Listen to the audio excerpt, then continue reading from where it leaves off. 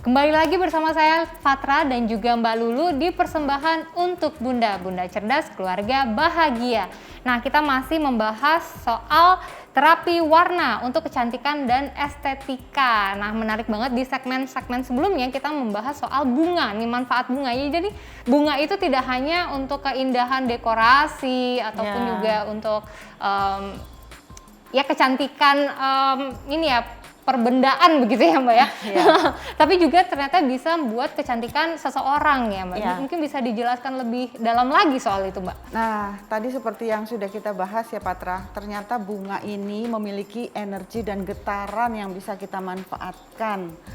Jadi manfaat dari energi bunga ini banyak banget. Salah satunya adalah untuk membangkitkan inner beauty seseorang atau kecantikan alami ya. Jadi bisa dengan cara tadi mandi air bunga atau bisa juga dengan minum air bunga, diminum airnya. Contohnya chamomile bisa dicampurkan dengan teh ya kan. Bunga rosella bisa juga jadi teh. Lalu yang sekarang lagi booming ini namanya bunga telang.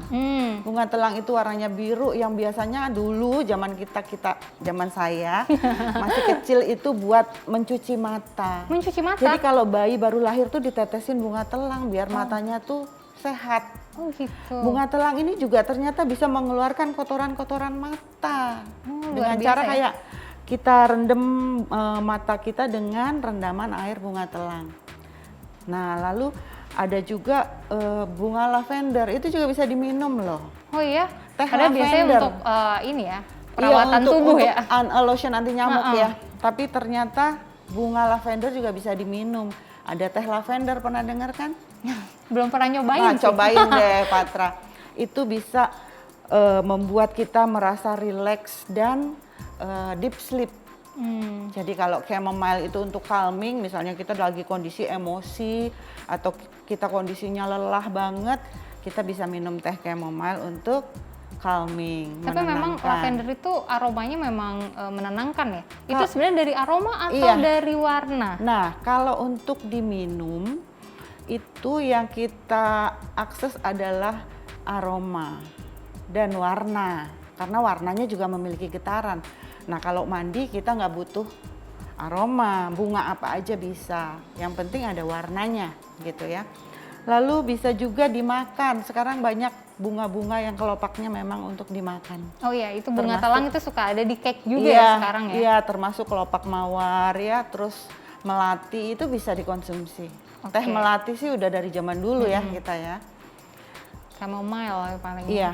Lalu ada juga bunga-bunga yang bisa merilis stres dengan cepat. Salah satunya bunga blue bonnet. Nah, nanti blue bonnet itu cukup dengan menatap gambarnya aja kita rilis banget.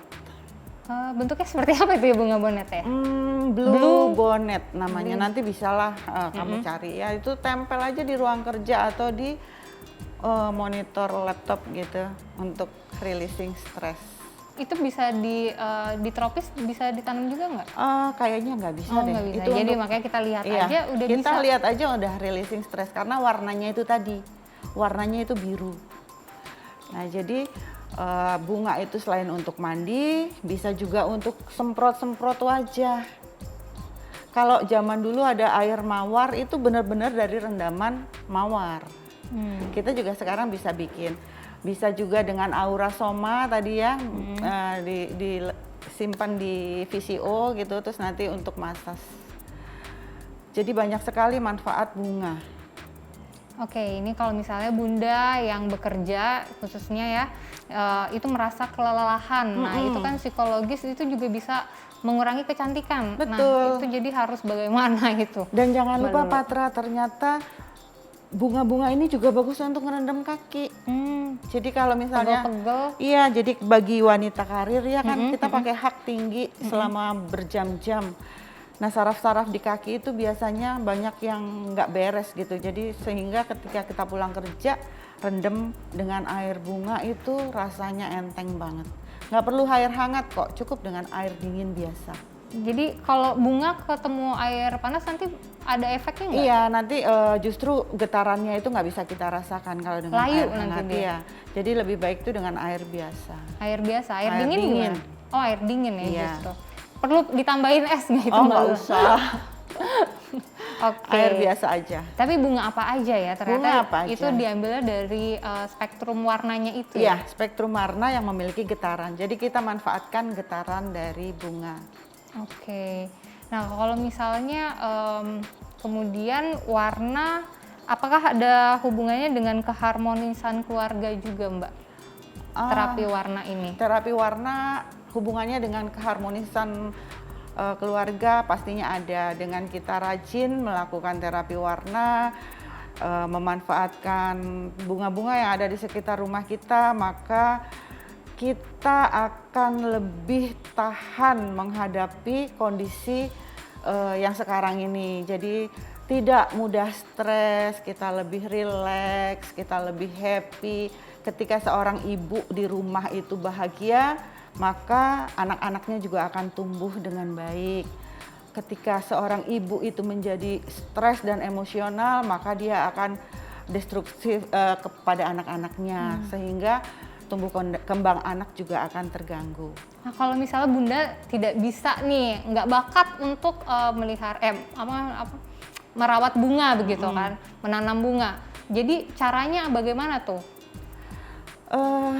Bisa sih beli di pasar juga banyak ya. Oh, gitu. Bunga-bunga itu.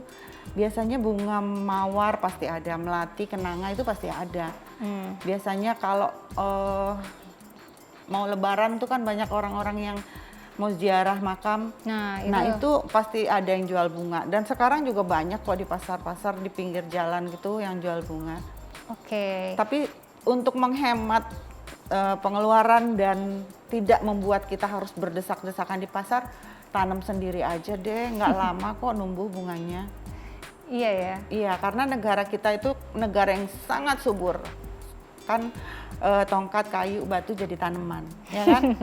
Jadi kamu nanam bunga apa aja pasti tumbuh. Oke. Nah, kalau misalnya tadi balik lagi ke kecantikan ya, ini kan inner beauty ya. Bisa nggak sih orang awam melihat seseorang itu auranya? Mungkin kalau melihat aura itu butuh satu latihan khusus ya. Jadi tergantung jam terbang seseorang juga. Tapi kalau merasakan bisa loh. Oh ya. Jadi misalnya kalau seseorang itu memang auranya bagus, orang akan seneng kok bergaul sama dia.